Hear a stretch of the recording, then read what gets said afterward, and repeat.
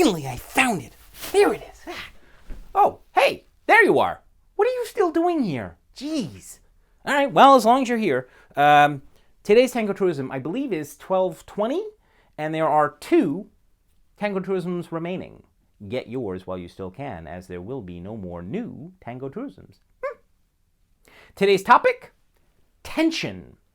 What do I mean when I say tension? What is that referring to? Because you've heard me say this time and time and time again, that we don't want tension, resistance, pressure, compression, force. We don't want any of these things. So what does tension mean? Well, tension refers to arm tension, in specific hand tension, forearm tension, bicep tension, shoulder tension, or arm tension. Now, to be fair, there are a swath of teachers out there. Some of them are watching this and, like giggling, jumping up and down. Yes, please talk about that. And some of them are like, oh, there he goes again. What does tension in this case mean from that perspective, from a teaching perspective? That tension can be used, if done in a very, very small way, can be used judiciously. However, not so much with that.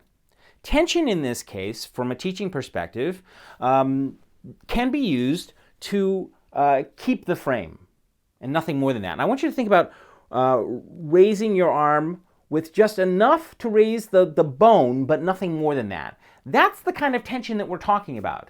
So that we don't feel the weight of the arm, but nothing more than that. That's ideally what we're looking for when we're talking about tension. However, when you're watching a stage performance and you see this rigid frame, that's tension. I want to show you an idea of tension.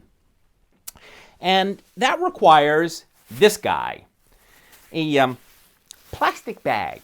And you're going to think to yourself, where is he going with this? Well, let me show you where I'm going with this idea. So I want you to pay attention to something. That right now, the bag is essentially over my hands. It should be over my mouth, but, in a little while. There's no tension in any way, shape, or form at this point. None. Now I'm going to add a little bit of tension and watch what happens. You see those lines of force that are occurring in the bag? Now I'm going to add a little bit more, and a little bit more, and a little bit more. Now, mind you, I have not stressed this bag in any way, shape, or form. And watch what's happening. The bag is stretching and it broke. That's how much tension most people apply on a social dance floor. Do you want to break the bag? Answer, no. Final thought. You can dance this way. You cannot dance this way. That's entirely your purview. However, there are 2 reasons why we don't want to dance this way.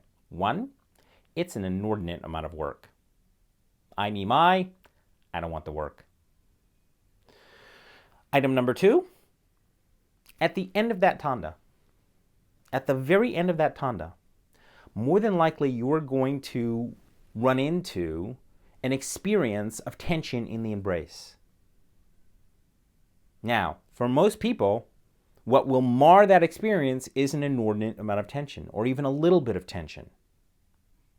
Do we want the tension? No. Remove it from the equation, and you're going to get this response at the very end of that tanda. Another? Please? We want the... Okay. That's my 2 cents. There you go, and I look forward to seeing you on a on a social dance floor somewhere.